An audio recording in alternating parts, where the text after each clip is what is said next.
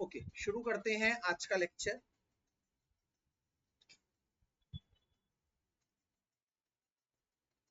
हम बात कर रहे हैं इस चैप्टर के आखिरी पार्ट की, दैट इज पार्ट 4 MOT। इसका नाम है मॉलिक्यूलर ऑर्बिटल थियरी। ये बहुत ही गजब की थियरी है, मैं आप लोगों को बताऊं। ये थियरी हर्ट्ज और मुलिकन ने पेश की थी। इस थियरी में क्या कहते हैं, पहले एक बात बताता हूँ कि थियरी से पहले हमने क्या क्या थियरी पढ़ी। हमने इससे पहले पढ़ा लिविस थियरी, जिसने कहा कि बाहर वाले शेल में, वैलेंस शेल में 8 इलेक्ट्रॉन होने चाहिए। 8 इलेक्ट्रॉन नहीं होंगे तो वैलेंस शेल पार्टिसिपेट करते हैं बॉन्डिंग में। उसके बाद VSEPR पढ़ा, जिसमें वैलेंस शेल के इलेक्ट्रॉन पेयर की रिपल्शन की बात थी। फिर VBT पढ़ा, जिसमें वैलेंस इलेक्ट्रॉन के हाइब्रिडाइजेशन की बात थी। इन तीनों थ्योरी में एक कॉमन लिंक क्या था कि ये बात करते थे कि जब दो या दो से अधिक एटम आपस में जुड़ते हैं तो दरअसल उनके वैलेंस इलेक्ट्रॉन आपस में जुड़ते हैं, अंदर वाले इलेक्ट्रॉन का कोई पार्टिसिपेशन नहीं होता, जो कि गलत है सरासर। असलियत में कुछ कहानी और है जनाब। ये थियरी कहती है जब दो या दो से अधिक एटम आपस में जुड़ते हैं तो ना ही उनके वैलेंस शेल बल्कि उनके इनर शेल इलेक्ट्रॉन भी अफेक्ट होते हैं, अंदर के शेल भी अफेक्टेड होते हैं। इसका मतलब according to MOT, when two or more atoms combines, then not only their valence electron but inner shell electron also participates। आपको कुछ भी लिखने की जरूरत नहीं है, मैं सब नोट्स और वीडियो रिकॉर्डिंग दोनों ग्रुप में शेयर कर दूंगा, आप सिर्फ सुनते रहिए मेरी बात। when two or more atom combines, then not only their valence electron but inner shell electron also participate। उनके अंदर के शेल के इलेक्ट्रॉन भी पार्टिसिपेट करते हैं जनाब, ये बहुत इंपॉर्टेंट बात है। और एक और बात, ये कहते हैं कि जब एटम्स जुड़कर मॉलिक्यूल बनते हैं ना, तो दरअसल एटम नहीं जुड़ते, एटॉमिक ऑर्बिटल्स जुड़ते हैं।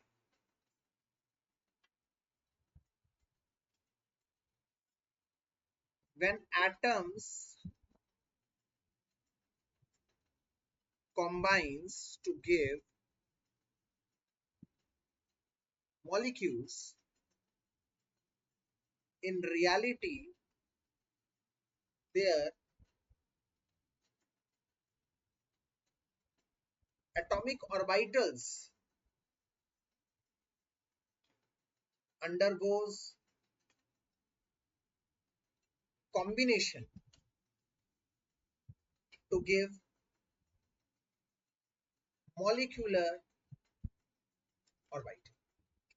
मतलब एटम के ऑर्बिटल को एटॉमिक ऑर्बिटल, और वो आपस में जुड़कर क्या बनते हैं, मॉलिक्यूल के ऑर्बिटल, मतलब MO, मॉलिक्यूलर ऑर्बिटल।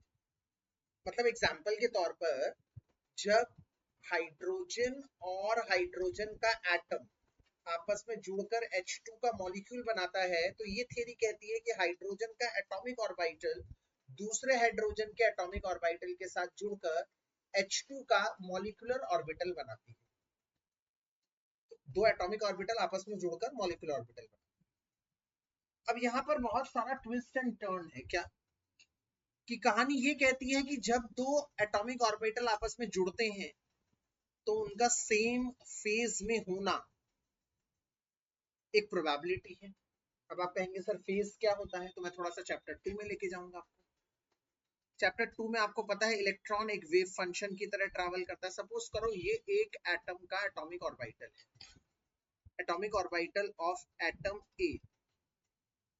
ये दूसरे एटम का एटॉमिक ऑर्बिटल है, atomic orbital of atom B.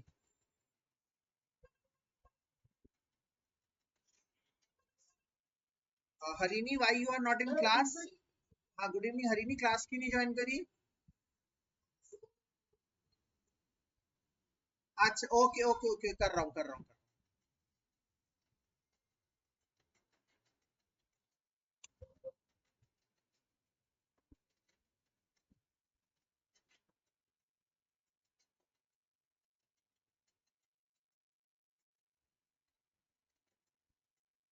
अरे यार मनसा हरिनी तुम लोग बाहर थे, टाइम पे ज्वाइन करा नहीं, हमने टाइम से क्लास शुरू कर दी थी 9:05 पे।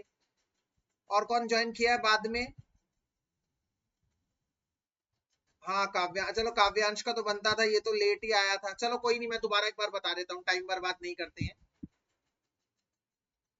चलो एक बार दोबारा बता रहा हूँ, अब तक मैंने क्या बताया एक बार फटाफट से क्विक रिव्यू हो जाए। आज हम चैप्टर का पार्ट 4 कर रहे हैं, एमओटी कर रहे हैं। एमओटी का मतलब है मॉलिक्यूलर ऑर्बिटल थ्योरी। क्या कहती है इस चैप्टर की शुरुआत से हमने कौन कौन सी थियरीज पढ़ी है? हमने पढ़ी है ल्यूइस थ्योरी, और घबराने की बात नहीं है, मैंने इसकी रिकॉर्डिंग भी करी है, टेंशन नहीं है। आपको कुछ लिखने की जरूरत नहीं है, नोट्स भी मैं आप लोगों को भेज दूंगा ग्रुप पे। सबसे पहले हमने पढ़ा Lewis theory, VSEPR theory, VBT theory. Lewis theory क्या कहता था कि एटम का वैलेंस शेल ही पार्टिसिपेट करता है, इनर शेल इलेक्ट्रॉन पार्टिसिपेट नहीं करता बॉन्डिंग में। बीएसीपीआर क्या कहता है? वैलेंस शेल पार्टिसिपेट करता है। वीबीटी क्या कहता है? वैलेंस शेल पार्टिसिपेट करता है। इसका मतलब ये तीनों थ्योरी कहीं ना कहीं एक जगह पर कॉमन थी। ये तीनों थ्योरी कहती है कि वैलेंस शेल का इलेक्ट्रॉन पार्टिसिपेशन होता है।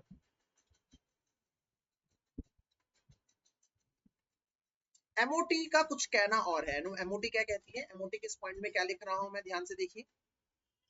एमओटी किस पॉइंट में लिख रहा हूं? According to MOT, when two और मोर एटम कंबाइंस, जब दो या दो से अधिक एटम कंबाइन होते हैं तो उनके सिर्फ वैलेंस शेल इलेक्ट्रॉन इफेक्ट नहीं होते, उनके अंदर के शेल के इलेक्ट्रॉन भी इफेक्ट होते हैं, इनर शेल इलेक्ट्रॉन भी इफेक्ट होते हैं। पहली बात, जो बिल्कुल वाजिब बात थी। सिर्फ बाहर वाले शेल के इलेक्ट्रॉन ही क्यों इफेक्ट होंगे यार? अंदर के शेल के इलेक्ट्रॉन भी इफेक्ट होंगे, वो भी बॉन्डिंग का पार्टिसिपेशन करेंगे, वो भी अट्रैक्शन करेंगे, वो भी रिपल्शन करेंगे। और दूसरी चीज ये क्या कहती है कि when atom combines to give molecule, जब एटम आपस में जुड़कर मॉलिक्यूल बनाते हैं तो दरअसल इन रियलिटी एटम नहीं जुड़ते, एटम के ऑर्बिटल जुड़ते हैं। क्योंकि चैप्टर 2 में बहुत क्लियर वर्डिक्ट है कि एटम का इलेक्ट्रॉन जहां सबसे ज्यादा पाया जाता है उसे एटॉमिक ऑर्बिटल कहते हैं, उस रीजन को। तो जब एटम जुड़ते हैं तो एटम नहीं जुड़ते, उनके ऑर्बिटल जुड़ते हैं, और ऑर्बिटल जुड़कर मॉलिक्यूल नहीं, मॉलिक्यूल का ऑर्बिटल बनाते हैं। तो एओ आपस में जुड़कर क्या बनाते हैं? एमओ। ये आपको ध्यान रखना है। रिहान आपने दो डिवाइस से ज्वाइन कर रखा है बेटा?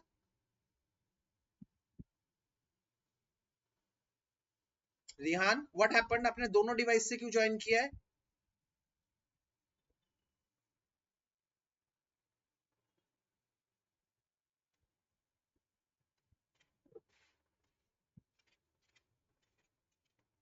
चलो एग्जाम्पल के तौर पर मैंने यहाँ क्या लिखा था? ये हाइड्रोजन का एक एटम है, जब वो हाइड्रोजन के दूसरे एटम के साथ जुड़ता है तो H2 का मॉलिक्यूल बनाते हैं। ये हमें पता है पुरानी थियरीज की कि एक हाइड्रोजन का एटम दूसरा हाइड्रोजन के एटम से जुड़ के H2 का मॉलिक्यूल बनाता है। ये थियरी क्या कहती है? ये थियरी कहती है कि H2 का AO जुड़ता है, दूसरे H का AO, दो एटॉमिक ऑर्बिटल आपस में जुड़ते हैं और वो मॉलिक्यूलर ऑर्बिटल बनाते हैं। तो दो या दो से अधिक एटम जुड़ने का मतलब है दो या दो से अधिक AO का जुड़ना, और जुड़कर एक MO का बनाना। अब जब ये एओ जुड़ते हैं, क्योंकि आप लोग अच्छी तरह से जानते हैं, चैप्टर 2 में हम आपको पढ़ा चुके हैं कि इलेक्ट्रॉन फ्लो करते हैं एक प्रोबेबिलिटी के साथ, एक वेव फंक्शन की तरह। तो मैंने यहां पर केस 1 माना है, दो एटम ए और बी जुड़ रहे हैं, ये AO ऑफ ए एटम है और ये AO ऑफ बी एटम है। दो एटम का मैंने वेव फंक्शन ड्रॉ किया है। आप जानते हैं ये चीज क्या है? कोई मुझे बताएगा? चैप्टर 2 किसी को याद है? इसे क्या कहते हैं? इसे कहते हैं साई ए, और इसे क्या कहेंगे? साई बी। तो केस 1 में आप क्या देख पा रहे हैं कि ये जब ऊपर जा रहा है वेव फंक्शन, तो दूसरे वाले का वेव फंक्शन भी ऊपर जा रहा है, और जब ये नीचे जा रहा है तो ये भी नीचे जा रहा है। मतलब जब ये प्लस था तो ये भी प्लस था, और जब ये माइनस है तो ये भी माइनस है। मतलब दोनों का वेव फंक्शन सेम है,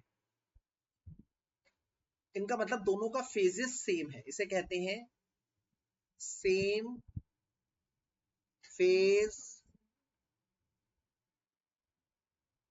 कॉम्बिनेशन। सेम फेज कॉम्बिनेशन मतलब दोनों जब सेम फेज में होंगे तो वो कंबाइन किस तरह से होंगे? तो जब वो कंबाइन होंगे तो स्वाभाविक है वो एक बड़ा वेव फंक्शन देंगे, बड़ा वेव फंक्शन। इस बड़े वेव फंक्शन को क्या कहा जाएगा? साई ए प्लस साई बी का वेव फंक्शन। ये एक एटॉमिक ऑर्बिटल है, ये एटॉमिक ऑर्बिटल, और ये क्या है? MO of A plus B. आप इसको समझिए।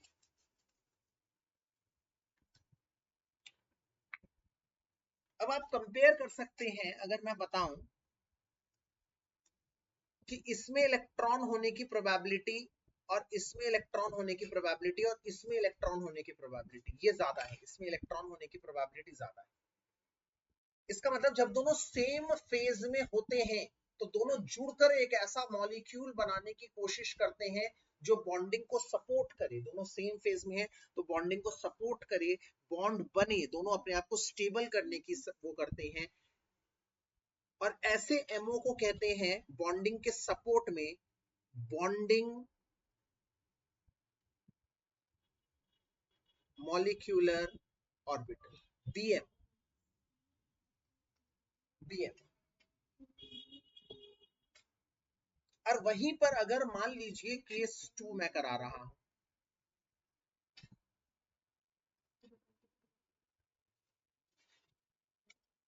ये है साई ए और आप देख पा रहे हैं ये उल्टा हो गया, मतलब जब वो पॉजिटिव था तो ये नेगेटिव है, मतलब दोनों के सेम फेज नहीं है, दोनों को डिफरेंट फेज में कहेंगे, डिफरेंट फेज कॉम्बिनेशन,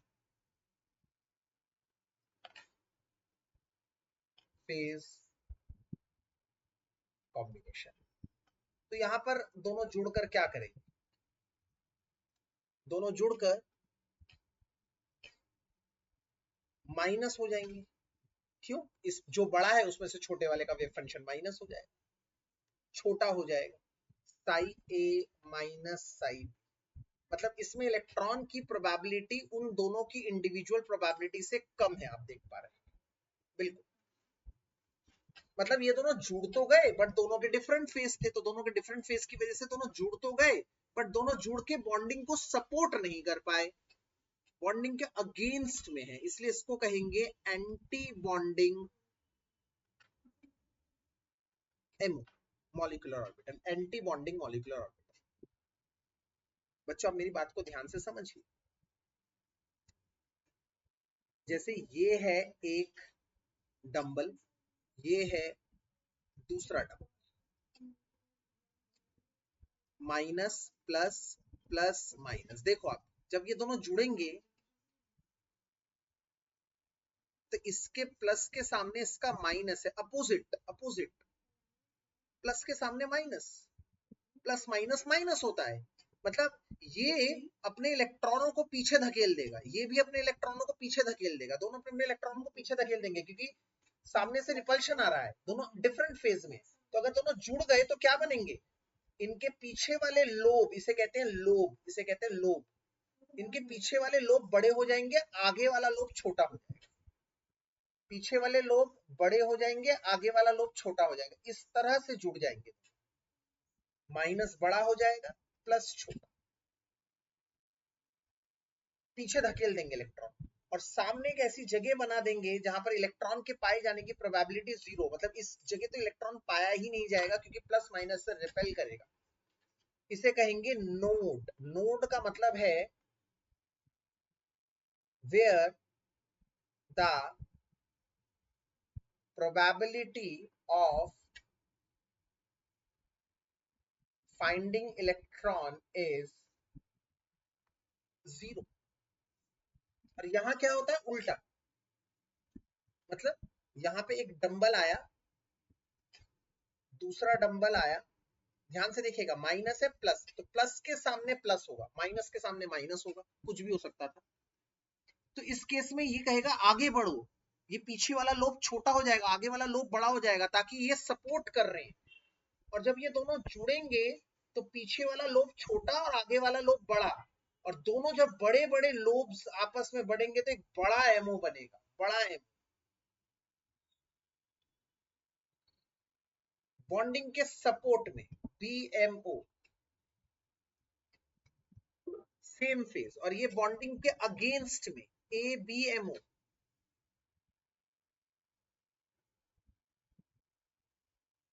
इसका मतलब अब तक की कहानी को एक और बार फिर से समझा दिया जाए। एमओटी कहती है सबसे पहली बात, जब दो एटम्स आपस में जुड़ते हैं तो उनके वैलेंशियल ही नहीं, उनके इनर शेल के इलेक्ट्रॉन भी पार्टिसिपेट करते हैं, वो भी रिपल्शन और वो भी अट्रैक्शन करते हैं। दूसरी बात, जब एटम आपस में जुड़ते हैं तो एटम नहीं जुड़ते, एटम के ऑर्बिटल्स जुड़ते हैं। एटम के ऑर्बिटल जुड़ के क्या बनाते हैं? मॉलिक्यूल के ऑर्बिटल्स। ये एटम के ऑर्बिटल्स का जुड़ना, कॉम्बिनेशन दो तरीकों से हो सकता है। एक सेम फेज में अगर होगा, सेम फेज मतलब जब उनके इलेक्ट्रॉन के वेव्स एक ही डायरेक्शन में ट्रैवल करेंगे, उसमें वो जुड़कर एक ऐसा एमओ तैयार करेंगे जो बॉन्डिंग के सपोर्ट में होगा, जो काफी मजबूत होगा, जो स्टेबल होगा काफी, उसे कहेंगे बॉन्डिंग मॉलिक्यूलर ऑर्बिटल या फिर शॉर्टकट में बीएम। अगर मान लो दोनों अलग अलग फेज में, एक एक्स एक्सिस में एक वाई एक्सिस में है, आम भाषा में बताऊं तो एक डंबल ऐसे है और एक डंबल ऐसे है, तो कैसे जुड़ जाएंगे भैया? एक एक्स एक्सिस है, एक जेड एक्सिस है, वाई एक्सिस है। तो इस केस में ये दोनों जबरदस्ती अगर तुम जोड़ोगे तो ये दोनों जुड़कर एक ऐसा एमओ बनाएंगे जिसमें इलेक्ट्रॉन की रहने की प्रोबेबिलिटी पहले से भी कम हो जाए। इलेक्ट्रॉन रहना ही नहीं चाहेंगे, ये बॉन्डिंग के अगेंस्ट में होगा। इसे anti bonding molecular orbital ABMO कहेंगे, और ये लेस स्टेबल होगा। लेस स्टेबल मतलब हाईली एनर्जेटिक। आप जानते हैं चैप्टर 2 से मैं आपको बताता हुआ आ रहा हूं कि स्टेबिलिटी और एनर्जी में इनवर्सली प्रोपोर्शनल। अब सबसे बड़ा क्वेश्चन आपके दिमाग में जो चल रहा होगा, सर हमें कैसे पता लगेगा ये दोनों सेम फेज में है या डिफरेंट फेज में? बिल्कुल सही बात, हमें नहीं पता लगेगा। सर कैसी बातें कर रहा हूं, हमें नहीं पता लगेगा? बिल्कुल हमें नहीं पता लगेगा। हमें नहीं पता लगेगा तो हम क्या करें? हम हमेशा दोनों कॉम्बिनेशंस को लेके चलेंगे। हर बार हम हर बार बीएमओ एबीएमओ दोनों कॉम्बिनेशंस को लेते हुए चलेंगे। हर बार दोनों कॉम्बिनेशंस को लेते हुए चलेंगे। मतलब हर बार जब एओ को एक दूसरे एओ से जोड़ेंगे, एक बार बीएमओ बनाएंगे, एक बार एबीएमओ बनाएंगे, क्योंकि हमें पता ही नहीं है कि वो सेम फेज में होंगे या डिफरेंट फेज में होंगे। बच्चों समझो, बीएमओ मतलब अट्रैक्टिव फोर्स, मतलब दो एटम एक दूसरे को खींच रहे हैं, बॉन्ड बनाना चाहते हैं। एबीएमओ मतलब रिपल्सिव फोर्स, बॉन्ड नहीं बनाना चाहते। हम हमेशा दोनों फोर्स को लेकर चलेंगे, और जो फोर्स ज्यादा होगा, जिसमें इलेक्ट्रॉन ज्यादा होगा, सपोज करो एबीएमओ में इलेक्ट्रॉन ज्यादा है, वह बराबर है, कैंसिल हो गया, बॉन्ड नहीं बनेगा। पर अगर बीएमओ में बॉन्ड इलेक्ट्रॉन ज्यादा है, बॉन्डिंग के फेवर में इलेक्ट्रॉन ज्यादा है, तो वो बॉन्ड बनाएगा। जितने बॉन्डिंग के फेवर में इलेक्ट्रॉन ज्यादा होंगे उतना स्ट्रॉन्ग बॉन्ड होगा। तो हर बार हम दोनों केसेस लेकर चलेंगे। इसका मतलब जैसे सपोज करो, एक बार ये एक एओ है 1s का, 1s मतलब फर्स्ट 1s सबशेल का, ये एक एओ है 1s का, दूसरा एटम का। तो ये जब जुड़ेंगे एक बार बनाएंगे बीएमओ और एक बार बनाएंगे एबीएमओ। अब मैंने नीचे क्यों बनाया? क्योंकि अगर मैं एनर्जी चार्ट बना रहा हूं तो नीचे उसको बनाऊंगा जिसकी एनर्जी कम है। एनर्जी कम उसकी होती है जो ज्यादा स्टेबल होता है। ज्यादा स्टेबल कौन है, बीएमओ या एबीएमओ? कौन मुझे बताएगा?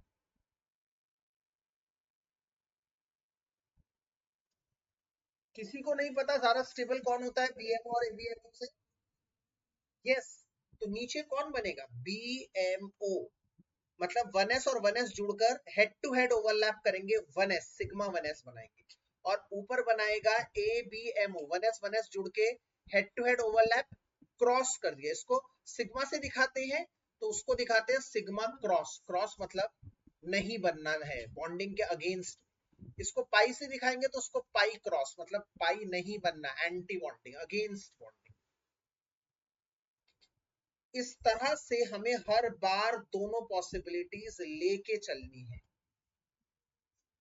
1s 1s जुड़ेगा तो sigma 1s anti bonding sigma 1s, 2s 2s जुड़ेगा तो sigma 2s anti bonding sigma 2s। हमेशा हमें दोनों पॉसिबिलिटी लेके चलनी।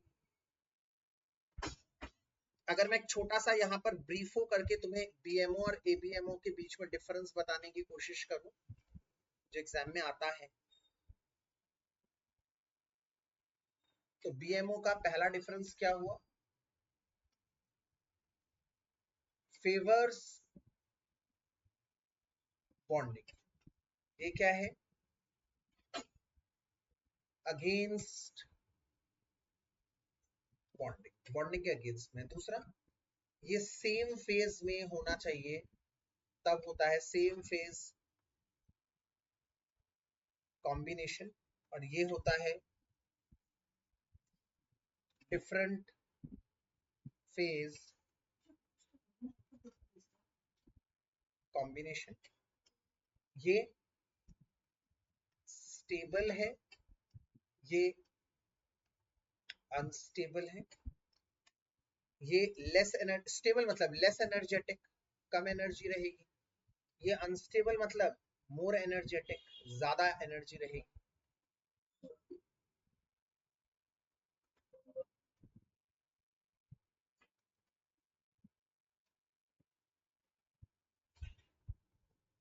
बेटा ये अनुज के नाम से किसने ज्वाइन किया, जल्दी बताओ बेटा, जल्दी बताओ, मेरे पास टाइम नहीं है, मैं क्लास में हूँ, मैं रिमूव कर दूंगा। कौन, नाम तो बताओ अपना।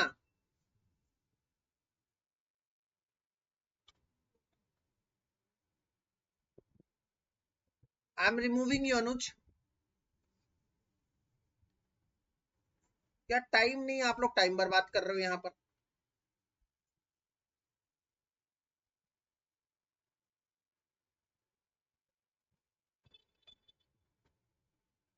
अब नेक्स्ट पॉइंट क्या है, पांचवा पॉइंट, ये shown shown by sigma and pi, ये shown by sigma cross and pi cross. छठा, यहां पर नो नोड्स, इसमें नोड्स नहीं होते। नोड्स मतलब एक ऐसी जगह जहां पे इलेक्ट्रॉन ना हो, यहाँ पे इलेक्ट्रॉन हर जगह है भैया, पसंद करता है ना, यहाँ पर नोड्स आर प्रेजेंट, यहाँ पे नोड्स प्रेजेंट रहते हैं। ठीक है ना, तो ये कुछ बेसिक डिफरेंसेस हैं। इसका मतलब सर जब भी 1s दूसरे 1s से मिलेगा तो उससे दो प्रोबेबिलिटी आएगी, एक बार सिग्मा 1s की, एक बार सिग्मा एंटी बॉन्डिंग 1s की। ये BMO, ये ABM। इसी तरह से जब 2s से जुड़ेगा तो एक बार सिग्मा 2s बनेगा, एक बार सिग्मा एंटी बॉन्डिंग 2s बनेगा, दोबारा से ये BMO और ये ABM। इसी तरह से जब 2 पाई से जुड़ेगा, 2p से, आप लोगों को बता दूं 2p के 3 ऑर्बिटल्स होते हैं, याद है ना। दरअसल 2px, 2py और 2pz। तो जब ये एक 2p दूसरे 2p से जुड़ेगा, मतलब ये तीन दूसरे तीन से जुड़ेंगे तो टोटल 6 बनेंगे। ये तीन, एक के तीन दूसरे के तीन से जुड़ेंगे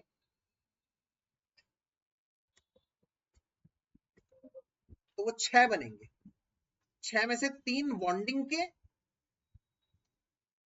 और 3 एंटी बॉन्डिंग के, 3 बॉन्डिंग के बनेंगे और 3 एंटी बॉन्डिंग के।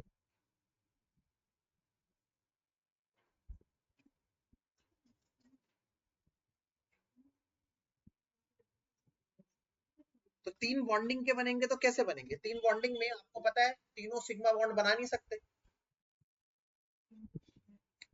तीनों सिग्मा बॉन्ड बना नहीं सकते, आप कॉमन सेंस लगाओ। कोई एक ही सिग्मा बॉन्ड बनाएगा, मैंने स्पेशल हाइब्रिडाइजेशन आप लोगों को सिखा रखी है, एक ही बनाता है सिग्मा बॉन्ड, बाकी दो पाई बनाते हैं। तो कौन सिग्मा बॉन्ड बनाएगा, किसी को स्टैंडर्ड मान लो, इसको मान लो सिग्मा, और ये दोनों बनाएंगे पाई। तो पहले तीनों बॉन्डिंग के मतलब पाई 2px, pi 2py, sigma 2pz। फिर pi anti bonding 2px, pi anti bonding 2py, sigma anti bonding 2pz। ये तीनों हुए BMO और ये तीनों हुए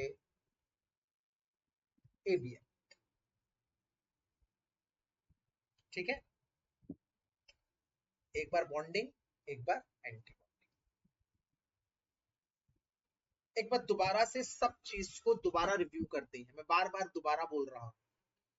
जैसे एटॉमिक ऑर्बिटल भरते हैं हम लोग, कैसे भरते हैं एटॉमिक ऑर्बिटल, अबव प्रिंसिपल के हिसाब से बढ़ते हुए एनर्जी के हिसाब से। क्या भरते हो, 1s 2s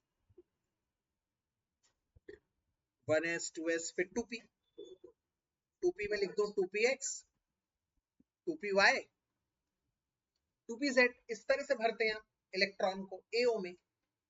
एमओ में कैसे भरेंगे इलेक्ट्रॉन्स को? पहले सिग्मा 1s, 1s के दो ऑप्शन बन गए, sigma 1s anti bonding 1s, sigma 2s फिर एंटी बॉन्डिंग 2s, हो गया ना। अब 2p के तीनों बॉन्डिंग मतलब पाई 2px pi 2py sigma 2pz, फिर इन तीनों के anti bonding pi anti bonding 2px pi anti bonding 2py sigma anti bonding 2pz। ठीक है, हर बार जब हम कॉमा लगाते हैं, कॉमा लगाने का मतलब क्या है, 1s से ज्यादा एनर्जी 2s की है, 2s से ज्यादा एनर्जी 2px की, इनके बीच में कोई कॉमा नहीं है क्योंकि तीनों की एनर्जी बराबर है।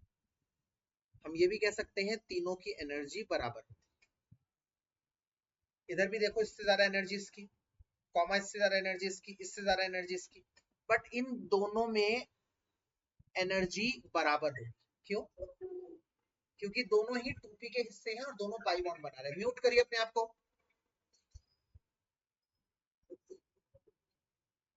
इसकी एनर्जी ज्यादा होगी, क्यों? क्योंकि इसका नेचर ऑफ बॉन्ड डिफरेंट है, ये पाई बॉन्ड बना रहे हैं और वो सिग्मा बॉन्ड।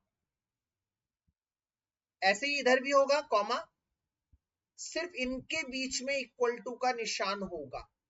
क्यों? क्योंकि ये दोनों एक ही सब शेल 2p के हिस्सा है और दोनों का बॉन्ड भी सेम है, इधर दोनों पाई बॉन्ड बना रहे, उधर दोनों पाई एंटी बॉन्डिंग बना रहे।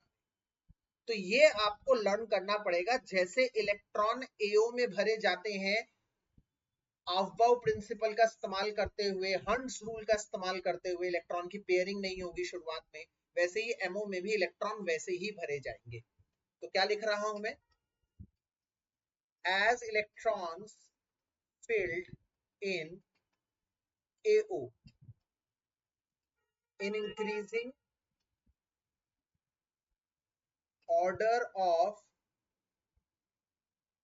energy,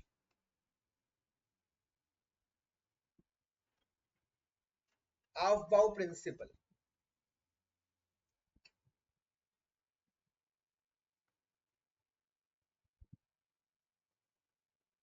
and Hund's rule,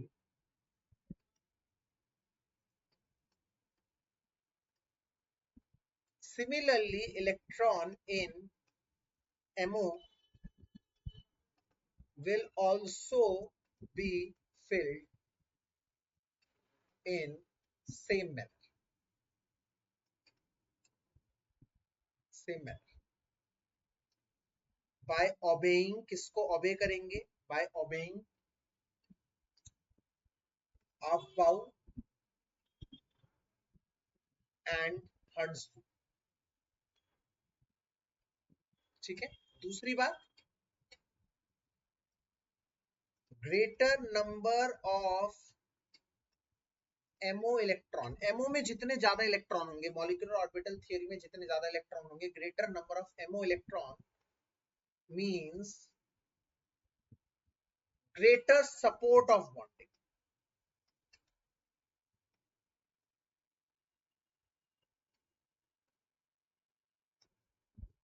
that is more stability, इसका मतलब स्टेबिलिटी ज्यादा होगी। बॉन्ड ऑर्डर निकालते हैं, कितने बॉन्ड होते हैं दो एटम के बीच में, उसे बॉन्ड ऑर्डर कहते हैं। बॉन्ड ऑर्डर कैसे निकाला जाता है?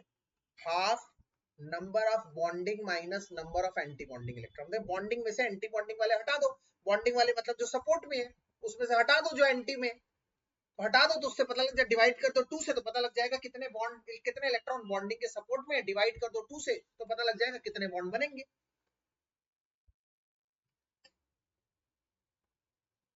Number of bonding electron, number of anti bonding electron. greater bond order means obviously greater stability, क्यों? क्योंकि उतने ही इलेक्ट्रॉन बॉन्डिंग के सपोर्ट में होंगे, नंबर ऑफ बॉन्डिंग इलेक्ट्रॉन ज्यादा होंगे, अट्रैक्टिव फोर्स ज्यादा होगा, तो greater bond order means greater stability, simple सीधा सा। आइए कुछ एग्जांपल कराते हैं। जैसे एग्जांपल 1, हाइड्रोजन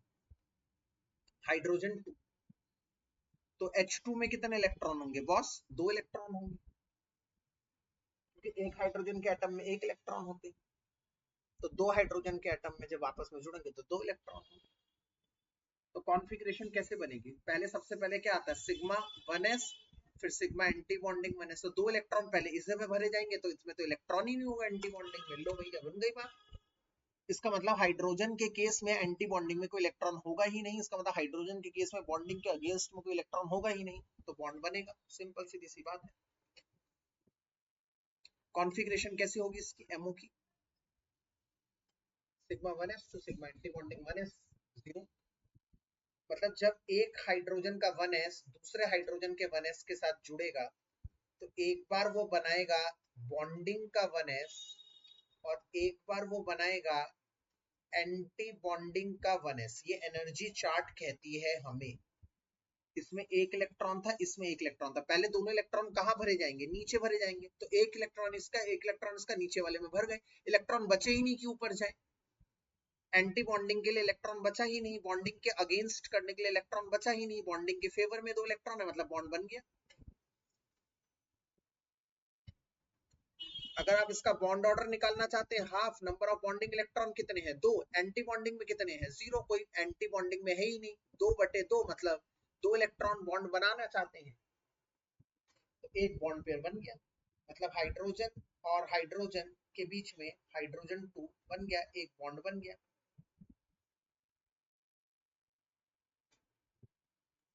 दूसरा एग्जाम्पल साथ के साथ कंपेयर करने के लिए, कंपैरिजन करने के लिए आप लोगों को दे रहा हूं। Example 2, helium 2। एक हीलियम के एटम में कितने इलेक्ट्रॉन होते हैं? हीलियम का एटॉमिक नंबर कितना होता है? 2। तो हीलियम और हीलियम जब 2 एटम मिलके एमओ बनाएंगे हीलियम 2 का, तो उसमें कितने इलेक्ट्रॉन होंगे? 4। 2 इलेक्ट्रॉन 2 इलेक्ट्रॉन 4। तो उसकी एमओ की कॉन्फ़िगरेशन, मॉलिक्यूलर ऑर्बिटल की कॉन्फ़िगरेशन क्या होती है? Sigma 1s sigma star 1s। इससे तो उसके आगे भी होता है, बट आगे वाला लिखेंगे ही नहीं, कमी 4 इलेक्ट्रॉन, 2 इधर 2 इधर, ले भैया, 2 बॉन्डिंग में 2 एंटी बॉन्डिंग, बॉन्डिंग वाले एंटी बॉन्डिंग के अगेंस्ट हो गए, इक्वल नंबर 0 हो गया।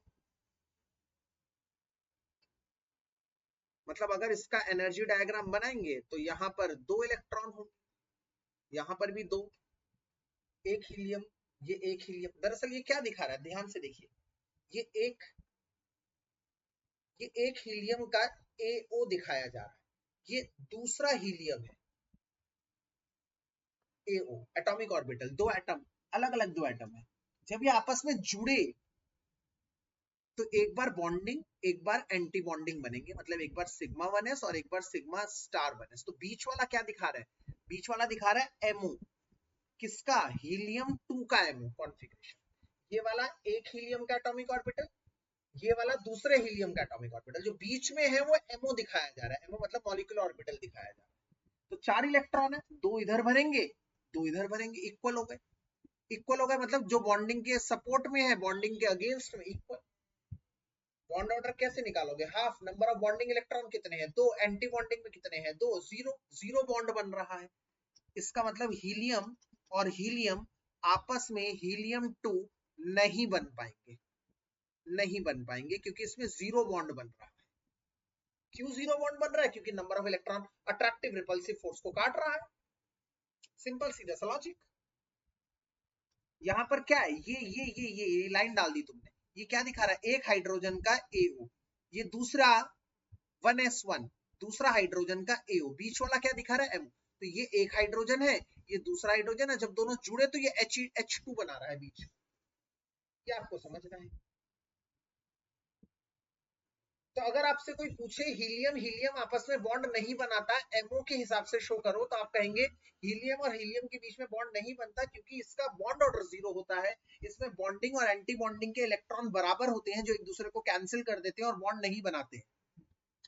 अगर कोई मुझसे ल्यूइस के हिसाब से पूछता, ल्यूइस के थ्योरी के हिसाब से, तो मैं कहता हीलियम का ऑलरेडी डुप्लेट बना हुआ है, इसलिए हीलियम स्टेबल है और बॉन्ड नहीं बनाना चाहता। तो हर थियोरी अलग अलग तरीकों से एक ही चीज को समझाती है कि हाइड्रोजन हाइड्रोजन के बीच में बॉन्ड बनता है, हीलियम हीलियम के बॉन्ड बीच में बॉन्ड नहीं बनता। कोई थियोरी कहती है फोर्स की वजह से हो रहा है, कोई थियोरी कहती है ऑक्टेट डुप्लेट की वजह से हो रहा है ऐसा, कोई थियोरी कहती है ऐसा बॉन्डिंग और एंटी बॉन्डिंग के इलेक्ट्रॉन की वजह से हो रहा है। सबकी मानना अलग अलग है, सब अपनी अपनी जगह सही है, कोई सही या कोई गलत नहीं है। एक ही चीज को बयान करने के अलग अलग तरीके हैं, and this is one of the beauty of chemistry.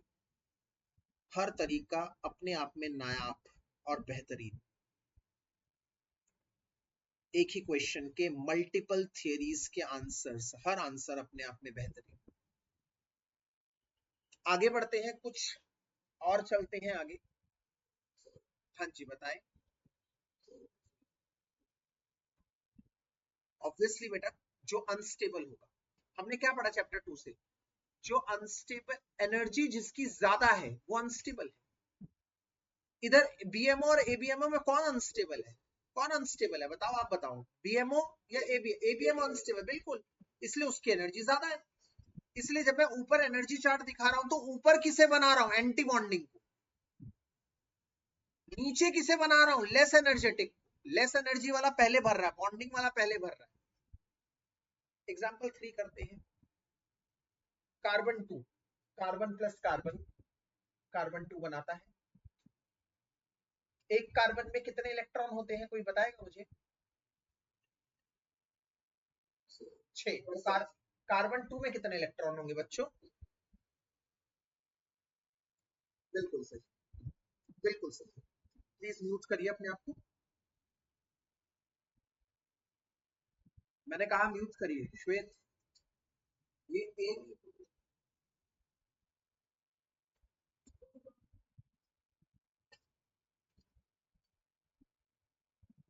अरे हरिणी म्यूट कर दे गुड़िया।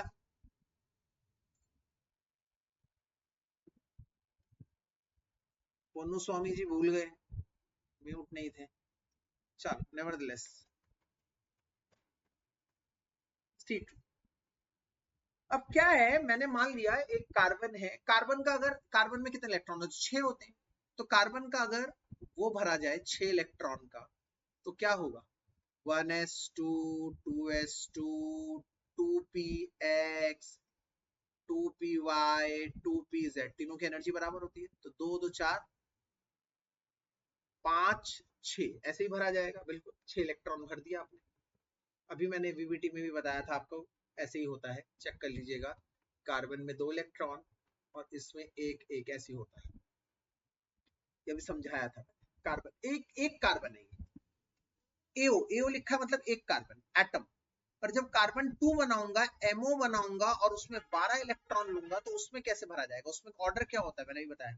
1s के 2 भाग बन जाएंगे, sigma 1s anti bonding sigma 1s, 2s के 2 भाग, sigma 2s anti bonding 2s, फिर pi 2px, pi 2py, sigma 2pz, फिर pi star 2px, pi star 2py, sigma star 2pz। अब इसमें 12 इलेक्ट्रॉन भरी है, वही अफवाह प्रिंसिपल का इस्तेमाल करके हंड्स रूल, 2 2 4 5 6 7 8। जब एनर्जी बराबर होती है तो क्या करते हैं? 9 10, फिर 1 1 11 12, मतलब ये दोनों की एनर्जी बराबर है ना, पहले 9 10 11 12 ऐसे हंड्स रूल। शुरू में ही 2 इलेक्ट्रॉन नहीं भर सकते आप, ऐसे नहीं कर सकते, इनिशियल पेयरिंग अलाउड नहीं है। इस तरह से बात बनेगी। ये इसका कॉन्फ़िगरेशन। हाँ बेटा बताएं। तो कम हो जाता, अगर ऐसे होता 1 2 3 होते, ऐसे बन जाता, ऐसे हो जाता। तो अगर इसका आपको कोई बॉन्ड ऑर्डर पूछे तो आप क्या कहेंगे? बॉन्ड ऑर्डर क्या है? Half number of bonding electrons minus number of anti bonding electrons, half number of bonding, bond वाले गिनो। 2, काटा वाला ही तो एंटी बॉन्डिंग है ना, 2 2 4 5 6 7 8, 8 में से एंटी बॉन्डिंग वाले 2 2 4 माइनस कर, 8 में से 4 गए तो मतलब कार्बन और कार्बन के बीच में 2 बॉन्ड्स बनते हैं, ये बताना चाहता है। सिंगल भी बन सकता है, ट्रिपल भी बन सकता है, पर स्टेबिलिटी सबसे ज्यादा 2 में है, ये कहना चाहता है इस थियरी के हिसाब से। एक और नोट लिखवा देता हूं यहां पर मैं, क्या, if electrons in MO are unpaired, अगर इलेक्ट्रॉन अनपेयर्ड रह जाता है, जैसे इधर ही अभी मैं बात कर रहा था, अभी अभी किस स्टेट में है, ये दोनों दोनों है। अभी मुझसे पूछा गया कि सर अगर एक नहीं होता तो अनपेयर्ड रह जाता, अगर अनपेयर्ड रह जाता तो उस केस में वो मैग्नेटिक फील्ड से, अनपेयर्ड इलेक्ट्रॉन मैग्नेटिक फील्ड से अट्रैक्शन महसूस करता है, पेयर्ड इलेक्ट्रॉन मैग्नेटिक फील्ड से रिपल्शन, उसको कोई लेना देना नहीं है मैग्नेटिक फील्ड से। तो उस केस में if electron in MO are unpaired, उसको हम कहेंगे पैरामैग्नेटिक। पैरामैग्नेटिक मतलब जो अट्रैक्शन फील करे, attraction, attracted by magnetic field. और वहीं पर if electrons in MO are paired, अगर वो पेयर्ड होंगे तो क्या होंगे, वो कहलाएंगे डाईमैग्नेटिक, वो रिपेल किए जाएंगे, रिपेल्ड बाय मैग्नेटिक फील्ड, वो रिपेल करेंगे। यहां पर इलेक्ट्रॉन पेयर्ड है, इलेक्ट्रॉन पेयर्ड है, पेयर्ड है तो आप जानते हैं ये होगा डाईमैग्नेटिक। ये रहा MOT का एक व्यू। अगर सपोज करो आप लोगों को एक और एग्जांपल कराऊं, 4th N2 का, तो डायरेक्ट लिखूंगा, अब मैं AO नहीं लिखूंगा, 14 इलेक्ट्रॉन है। जरा ऑर्डर बताएंगे आप मुझे, इस बार मैं चाहता हूं आप लोग थोड़ा सा बोले, सिग्मा मन में, जरूरी नहीं है स्पीकर ऑन करके बोले, सिग्मा 1s के बाद सिग्मा एंटी बॉन्डिंग 1s, फिर सिग्मा 2s, फिर सिग्मा एंटी बॉन्डिंग 2s, फिर pi 2px, pi 2py, sigma 2pz, फिर pi star 2px, pi star 2py, sigma star, ऐसे लिखेंगे। बढ़ते हुए एनर्जी क्रम में है, 14 इलेक्ट्रॉन भरा जाए, 2 2 4 5 6 7 8, इनको इक्वल वालों को कैसे भरते हैं मैंने आपको बता दिया, 9 10 11 12 13 14, इसका मतलब ये सब खाली होंगे। आप इसको 0 0 करिए, मत करिए, कोई फर्क नहीं पड़ता, एंटी बॉन्डिंग में कोई इलेक्ट्रॉन नहीं जाएगा। अगर इसी को आपको ड्राइंग बनाना होता, कहता कि ये तो MO कॉन्फ़िगरेशन, इसे कहते हैं MO की कॉन्फ़िगरेशन, अगर कहता है MO का डायग्राम बना के दिखाओ, तो आप फिर वो एनर्जी लेवल डायग्राम बनाते, जैसे एनर्जी लेवल, पूरी एनर्जी शो करते हैं। उसमें आप क्या करते, उसमें आप करते एक 1s दूसरे 1s के साथ जुड़कर, एक बार बनाएगा बॉन्डिंग 1s, एक बार बनाएगा एंटी बॉन्डिंग 1s, एक 2s, एक 2s आपस में जुड़कर एक बार बनाएगा बॉन्डिंग 2s, एक बार बनाएगा एंटी बॉन्डिंग 2s, है ना, 1s और 1s, sigma 1s, sigma anti bonding 2s 2s, sigma 2s, sigma anti bonding 2s। अब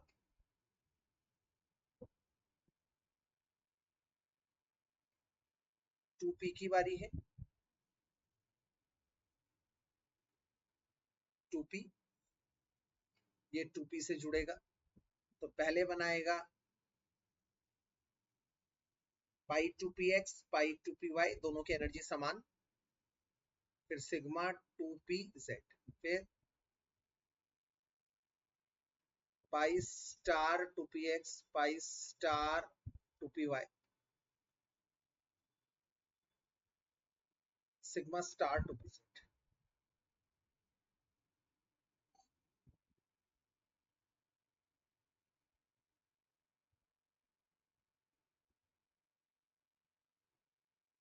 इस तरह से ये प्रोसेस होगा।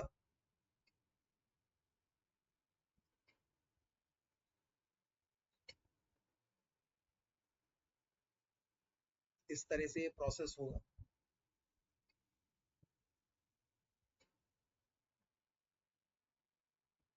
ये एक AO है, ये दूसरा AO है और बीच में MO बन रहा है। मतलब ये बेसिकली अगर आप ध्यान दें, ये एक नाइट्रोजन है, एक नाइट्रोजन, ये पूरा 1s 2s 2px 2py 2py 2pz, ये दूसरा नाइट्रोजन, दो अलग अलग नाइट्रोजन और बीच में दोनों जुड़कर N2 बना रहे हैं।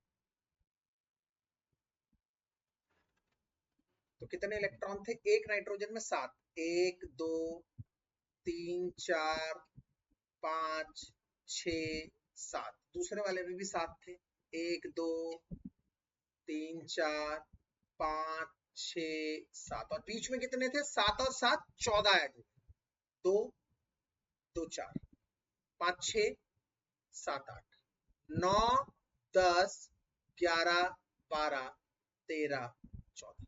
दरअसल यही कॉन्फ़िगरेशन ऊपर लिखी है, अगर आप मैच करना चाहते हैं देख ले, sigma 1s sigma anti bonding 1s, ये यहां तक पूरी सेम है, देख लीजिए आप। सबसे पहले सिग्मा 1s आया, ये वाला, फिर ये वाला आया, फिर सिग्मा बॉन्डिंग 2s, फिर सिग्मा एंटी बॉन्डिंग 2s, फिर pi two P x pi two P Y, sigma फिर टू पी जेड, पूरा एज इट इज वही ऑर्डर फॉलो किया गया है, बस ऊपर कॉन्फ़िगरेशन के जरिए दिखाया गया है, नीचे डायग्राम के जरिए दिखाया गया है। ये एग्जाम में 100% आएगा ही आएगा। कॉन्फ़िगरेशन लिखना भी आ सकता है, डायग्राम बनाना भी आ सकता है। अगर मैं इसकी बॉन्ड ऑर्डर की बात करता हूं, तो बॉन्ड ऑर्डर का फार्मूला वही रहेगा, number of bonding electron minus number of anti bonding electron. Bonding में अगर हम गिने 2 2 4, एक अलग कलर का पेन ले लेता हूं मैं बॉन्डिंग इलेक्ट्रॉन के लिए, ब्लू, 2 2 4 5 6 7 8 9 10, 10 है। एंटी बॉन्डिंग के लिए मैं ग्रीन पेन ले लेता हूं, 2 2 4, बस 4 ही है। तो 3 बॉन्ड, यस, नाइट्रोजन और नाइट्रोजन के बीच में ट्रिपल बॉन्ड, और ये हाईएस्ट है, मैक्सिमम, इससे ज्यादा स्टेबिलिटी नहीं, मैक्सिमम बॉन्ड ऑर्डर। अगर इसका मैग्नेटिक कैरेक्टर Mc की बात करूं, सारे इलेक्ट्रॉन पेयर्ड है,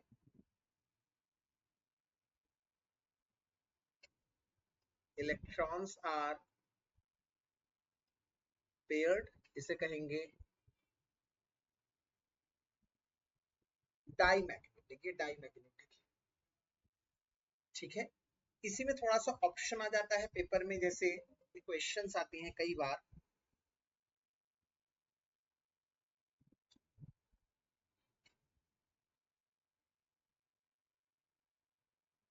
क्वेश्चंस आते हैं पेपर में कई बार कि compare the stabilities of N2 N2 plus N2 2 minus, 3 है जैसे, तो आप कहेंगे N2 में 14 इलेक्ट्रॉन है, कॉन्फ़िगरेशन वही है, 1s sigma anti bonding 1s 2s, फिर sigma anti bonding 2s, pi 2px pi 2py sigma 2pz, pi anti bonding 2px pi anti bonding 2py sigma anti bonding 2pz। आप जानते हैं electron कैसे भरे जाते हैं, 14 इलेक्ट्रॉन, 2 2 4 5 6 7 8 9 10 11 12 13 14। वहीं पर अगर पूछा जाए N2 प्लस मतलब एक इलेक्ट्रॉन चला गया, 13 इलेक्ट्रॉन, ये एज इट इज बनेंगे। एक इलेक्ट्रॉन कम है मतलब सिग्मा 2pz 1 हो जाएगा। मतलब अगर पीछे वाला ऑलरेडी N2 का बॉन्ड ऑर्डर निकाल चुका था 3, तो इसका बॉन्ड ऑर्डर आप निकालेंगे तो half number of bonding electron एक कम हो गया, 9 हो गए 10 से। एंटी बॉन्डिंग तो 4 ही थे, बॉन्ड ऑर्डर 2.5 हो गया। इसका मतलब ये N2 के मुकाबले थोड़ा कम स्टेबल है। N2 2 माइनस में आ गए 14 इलेक्ट्रॉन और 2 माइनस मतलब 2 और आ गए, मतलब 16 इलेक्ट्रॉन की बात हो रही है। तो ये एज इट इज रहेगा, 2 इलेक्ट्रॉन और बढ़ गए, 2pz तक सेम है, pi star 2px pi star 2py sigma star 2pz। 2 electron और बढ़ गए तो एक एक ऐसे हो गया, एक एक इलेक्ट्रॉन एंटी बॉन्डिंग में चले। तो वहां से बॉन्ड ऑर्डर क्या होगा, half number of bonding electron तो 10 ही है, अब एंटी बॉन्डिंग 2 और बढ़ गए, 2 और बढ़ गए तो पहले 4 थे तो अब 6, तो बॉन्ड ऑर्डर कितना हो गया 2। इसका मतलब ऑर्डर ऑफ स्टेबिलिटी मैंने आप लोगों को अभी अभी भी सिखाया है, जितना बॉन्ड ऑर्डर ज्यादा, N2 का बॉन्ड ऑर्डर 3 सबसे ज्यादा, फिर N2 प्लस का बॉन्ड ऑर्डर 2.5 उससे फिर कम स्टेबल, फिर N2 2 माइनस बॉन्ड ऑर्डर 2, तो ये ऑर्डर ऑफ स्टेबिलिटी है। ऐसा क्वेश्चन भी बहुत देखा जाता है पेपर में, पर इसका एक शॉर्टकट तरीका भी मैं आप लोगों को सिखाना चाहता हूँ। बच्चों जब 14 इलेक्ट्रॉन होते हैं, एमसीक्यू के लिए आप इतनी मेहनत ना करें इसलिए मैं आपको एक शॉर्टकट बता रहा हूँ, ट्रिक बता रहा हूँ। जब 14 इलेक्ट्रॉन होते हैं किसी भी स्पीशीज के अंदर तो उसका बॉन्ड ऑर्डर मैक्सिमम होता है 3। अगर इलेक्ट्रॉन एक एक बढ़ाओगे तो बॉन्ड ऑर्डर 2.5 आधा आधा कम होता रहेगा। इसी तरह से एक इलेक्ट्रॉन बढ़ाओगे या कम करोगे, दोनों सूरत हाल में बॉन्ड ऑर्डर आधा कम हो जाएगा। मतलब इलेक्ट्रॉन 16 करोगे अगर तो बॉन्ड ऑर्डर 2 हो जाएगा। उसी तरह से इलेक्ट्रॉन अगर 12 इलेक्ट्रॉन होंगे तो भी बॉन्ड ऑर्डर आपका 2 ही हो जाएगा। इसी तरह से अगर 17 इलेक्ट्रॉन है तो बॉन्ड ऑर्डर और आधा अफेक्ट हो जाएगा 1.5, और इसी तरह से अगर इलेक्ट्रॉन 11 है तो और अफेक्ट हो जाएगा 1.5। इसी तरह से 18 है तो बॉन्ड ऑर्डर हो जाएगा 1, और इसी तरह से अगर 10 इलेक्ट्रॉन है तो बॉन्ड ऑर्डर हो जाएगा 1। इसका मतलब अगर आप इलेक्ट्रॉन बढ़ाते हैं या कम करते हैं, दोनों सूरत हाल में बॉन्ड ऑर्डर आधा आधा घटता रहेगा। मैक्सिमम बॉन्ड ऑर्डर 14 इलेक्ट्रॉन पे 3 देखा जाएगा। तो अगर ऐसे कभी भी एमसीक्यू का क्वेश्चन आ जाए तो आपको उतना बड़ा कॉन्फ़िगरेशन लिखने की जरूरत नहीं है, ये टिप आप देखकर काम कर सकते हैं। हाँ जी बताएं। नहीं मतलब यही रहता है, जीरो हो गया तो और क्या आगे जाएगा और क्या पीछे जाएगा, जीरो का मतलब तो जीरो हो गया, नेगेटिव में जाए हो ही नहीं सकता। एंटी बॉन्डिंग में ज्यादा इलेक्ट्रॉन कभी भी नहीं हो सकते बेटा, क्योंकि हमेशा पहले कौन से इलेक्ट्रॉन भरे जाएंगे, लेस एनर्जेटिक वाले, आउटफॉ प्रिंसिपल के हिसाब से। तो हमेशा पहले बॉन्डिंग वाले भरे जाते हैं फिर एंटी बॉन्डिंग वाले भरे जाते हैं। तो कभी भी ऐसी सिचुएशन आ ही नहीं सकती कि एंटी बॉन्डिंग में ज्यादा इलेक्ट्रॉन है। नेगेटिव बॉन्ड ऑर्डर का यहाँ पर कोई सिग्निफिकेंस नहीं है। अब आता है यहाँ पर एक कमाल का नोट, हमने N2 तक आप लोगों को सिखा दिया, क्या ऑर्डर है N2 तक का, अप टू N2। हमने क्या सीखा है N2 तक, मतलब hydrogen helium. Up to N2 का मतलब क्या है, हाइड्रोजन 2 बनाना, हीलियम 2 बनाना, हाइड्रोजन लिथियम 2 बनाना, बेरिलियम 2 बनाना, बेरिलिथियम बेरिलियम कार्बन 2 बनाना, बोरॉन 2 बनाना,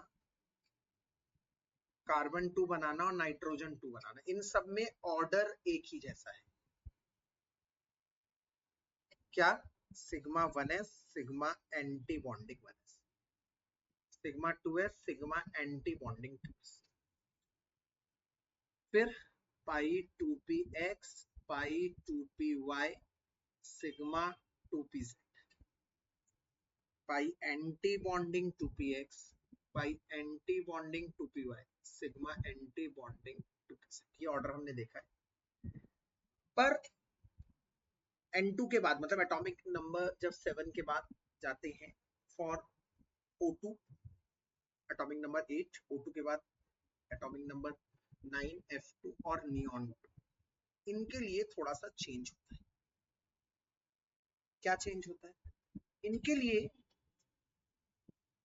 एक्चुअली ये सिग्मा बॉन्ड 2pz ये वाला पाई से पहले आता है, आना भी चाहिए बेटा, हम लोगों ने आपको हमेशा सिखाया है सिग्मा बॉन्ड ज्यादा स्टेबल है तो पहले सिग्मा बॉन्ड ही बनना चाहिए। तो ऊपर वालों में नाइट्रोजन तक में सिग्मा बॉन्ड क्यों नहीं बनता? क्योंकि ऊपर तक में साइज बहुत छोटा होता है। साइज छोटा होने की वजह से ये सिग्मा 2pz अगर आगे रखोगे ना तो ये एंटी बॉन्डिंग के साथ रिपल्शन बहुत ज्यादा खाता है। मतलब मैं आपको बताता हूं, 1s फिर 2s फिर सिग्मा 2pz पहले आ गया, बस और कुछ नहीं, बाकी सब सेम रहेगा। एंटी बॉन्डिंग में ऐसा कुछ नहीं होगा क्योंकि एंटी बॉन्डिंग में सिग्मा बॉन्ड लेस फेवरेबल होता है, याद रखना, बॉन्डिंग में ज्यादा फेवरेबल, मतलब इन शॉर्ट और कोई चेंज नहीं होगा।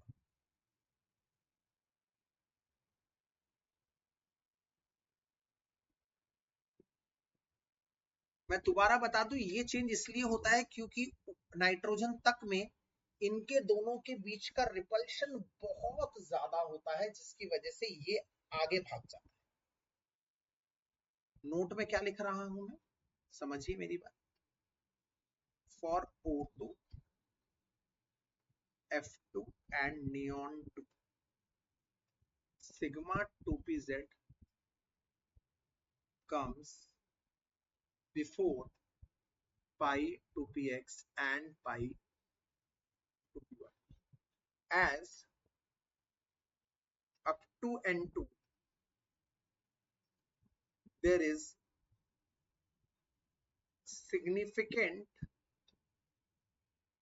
रिपल्शन, बहुत ज्यादा रिपल्शन होता है बिटवीन किस किस के बीच में, sigma 2pz, sigma anti bonding 2s और सिग्मा 2pz, इन दोनों के बीच में बहुत रिपल्शन, जबकि O2 F2 Ne2 में नहीं होता। तो उसमें क्या ऑर्डर होता है, जैसे मैं सिखा दूं, O2 में 16 इलेक्ट्रॉन होते हैं, तो कैसे भरे जाएंगे O2 के 16 इलेक्ट्रॉन, जरा मुझे बताइए। Sigma 1s sigma anti bonding 1s, sigma 2s sigma anti bonding 2s, इसके बाद एक चेंज आएगा, याद रखिएगा, 2pz पहले आएगा, फिर वही एज इट इज, बाकी में कोई बदलाव नहीं है। मैं बार बार बोल दूं, एंटी बॉन्डिंग में कोई बदलाव नहीं है।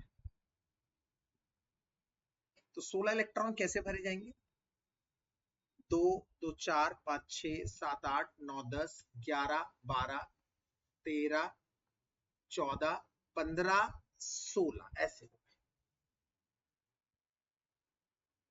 तो अगर मैं इसका बॉन्ड ऑर्डर बताऊं आपको, half number of bonding electron 2 2 4 5 6 7 8 9 10 10 है, और एंटी बॉन्डिंग को डबल लाइन से 2 2 4 5 6, इसका मतलब बॉन्ड ऑर्डर है O और O के बीच में 2।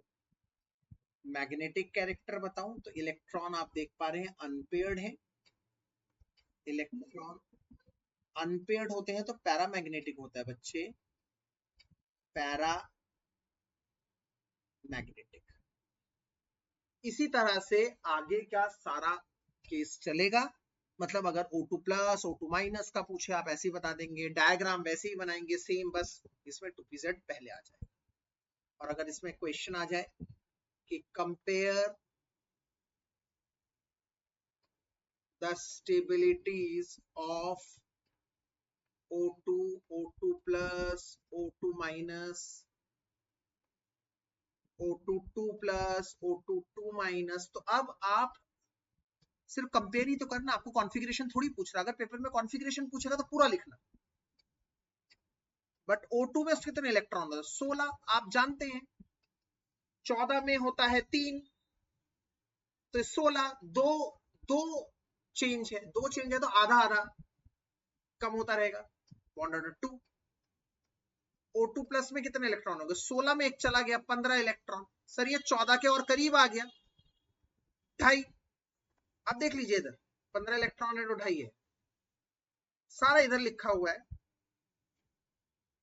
O2 माइनस में से 17 इलेक्ट्रॉन और दूर चला गया, बॉन्ड ऑर्डर 1.5। O2 2 प्लस, 16 में 2 प्लस, 2 प्लस मतलब 2 इलेक्ट्रॉन चले गए, 14 में 2 इलेक्ट्रॉन चले गए तो 14 बॉन्ड ऑर्डर। अरे भाई 3 मैक्सिमम, 14 का 3 होता है। O2 2 माइनस, 16 इलेक्ट्रॉन थे, 2 और आ गए, 18 इलेक्ट्रॉन हो गए। 18 इलेक्ट्रॉन का बॉन्ड ऑर्डर आप जानते हैं क्या होता है, 1। इसका मतलब सबसे स्टेबल हुआ O2 2 प्लस जिसका बॉन्ड ऑर्डर 3 है, फिर O2 प्लस, फिर O2, फिर O2 माइनस और फिर O2 2 माइनस। ये रहा स्टेबिलिटी ऑर्डर। और इसी के साथ आज का लेक्चर होता है खत्म।